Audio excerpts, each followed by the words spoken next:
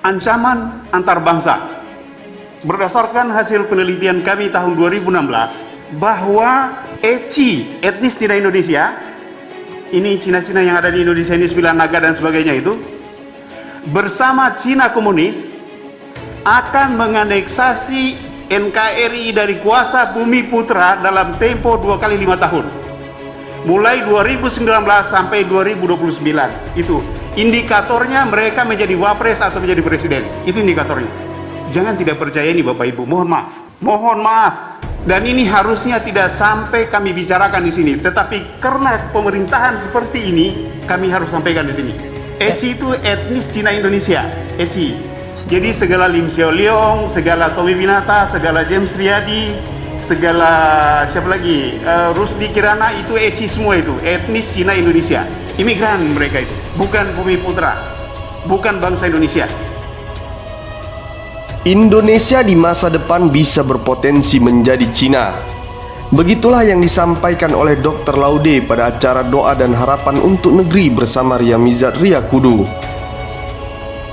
Ungkapan tersebut bukan untuk diartikan secara harfiah yang artinya Indonesia bakal jadi satu dengan Cina.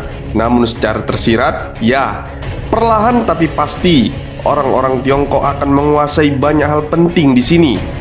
Terlebih lagi ada 9 naga yang menguasai perusahaan-perusahaan besar di negeri ini. Sehingga berbagai pihak mengatakan saat ini Indonesia ibarat seperti bagian dari Cina. Mungkin belum secara ideologi, tapi secara ekonomi kita sudah dikuasai oleh Cina. Hal tersebut fakta adanya dan tak perlu mendebatkan tentang hal ini karena buktinya sudah terpampang nyata.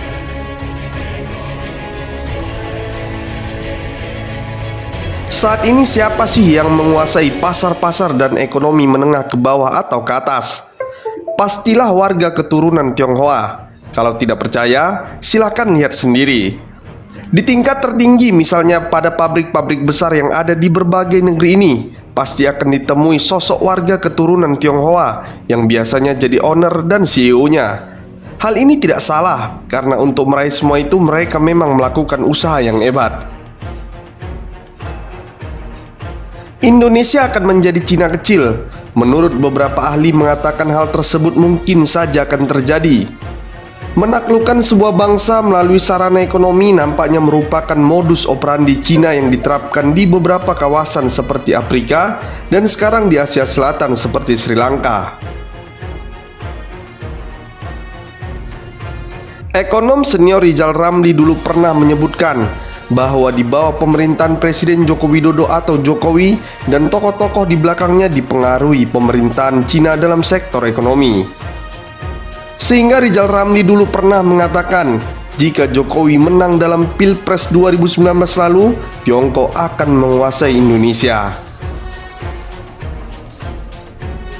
Rizal Ramli yang sebagai Menko Ekuin era Presiden Gus Dur ini menceritakan sedikit pengalamannya saat menjabat sebagai Menko Maritim dan Sumber Daya pada tahun 2015-2016. Pada masa itu, kementerian yang dipimpin Rizal Ramli itu memberikan nama baru untuk perairan Indonesia di sebelah utara Pulau Natuna, Kepulauan Riau.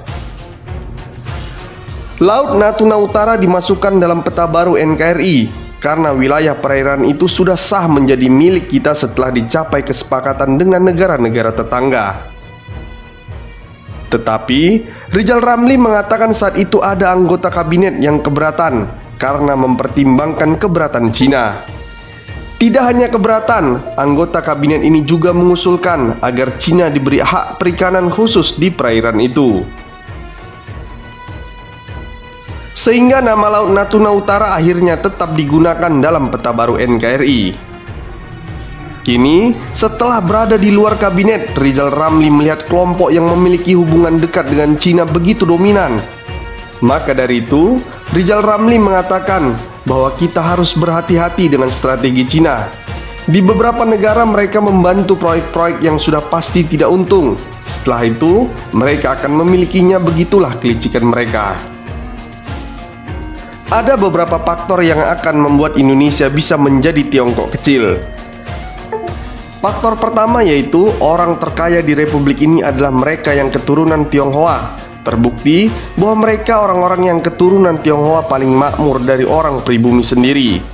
Sebut sajalah namanya seperti Robert Budi Hartono yang memiliki aset kekayaan hingga mencapai 15,4 miliar US dollar. Dan masih ada nama-nama lain yang semuanya punya darah Tiongkok, mulai dari Eka Cipta Wijaya hingga Antoni Salim. Keberadaan orang-orang terkaya ini penting bagi Indonesia karena merekalah yang menggerakkan perekonomian di negeri ini. Indonesia hari ini sedikit banyaknya telah bergantung kepada orang-orang kaya ini. Oleh karenanya, apa yang direncanakan orang-orang kaya ini, maka akan begitulah jalannya roda perekonomian kita. Faktor yang kedua adalah simpul perekonomian Indonesia dalam genggaman orang Tiongkok. Dalam bidang ekonomi, pengusaha keturunan Tionghoa punya andil besar. Mereka berada di level-level atas untuk kemudian membawahi usaha-usaha kecil menengah yang dikelola orang-orang pribumi. Karena berada di level-level atas, maka merekalah penentu kebijakan ekonomi semua orang. Pengaruh para pembisnis Tiongkok ini tidak cuma di usaha-usaha swasta, tapi juga merambah ke badan usaha milik negara atau BUMN. Banyak perusahaan besar di bawah negara sekarang mulai dikuasai oleh mereka. Lambat laun akan makin banyak perusahaan dalam negeri diambil alih, hingga pada akhirnya ekonomi Indonesia secara total mampu dikontrol oleh mereka. Hal tersebut sudah perlahan terjadi saat ini. Faktor yang ketiga adalah banyaknya warga keturunan Tionghoa menjadi pejabat penting di negeri ini. Dulu ketika masa Orde Baru masih bergulir, eksistensi warga keturunan Tionghoa benar-benar ditekan. Mereka dibatasi untuk tidak melakukan ini itu, termasuk juga tampil di panggung politik. Tapi beda dengan sekarang. Kini bisa kita saksikan mereka yang keturunan Tionghoa sudah mulai banyak yang berhasil duduk di kursi pemerintahan. Tak hanya menjadi PNS ataupun aparatur pemerintah lain, sudah banyak tokoh-tokoh keturunan Tionghoa yang tampil dan menduduki posisi-posisi penting, dan tak tertutup kemungkinan suatu saat bisa saja mereka menduduki kursi presiden di negeri ini. Faktor yang keempat adalah mulai banyaknya pekerja Tiongkok yang berdatangan ke Indonesia.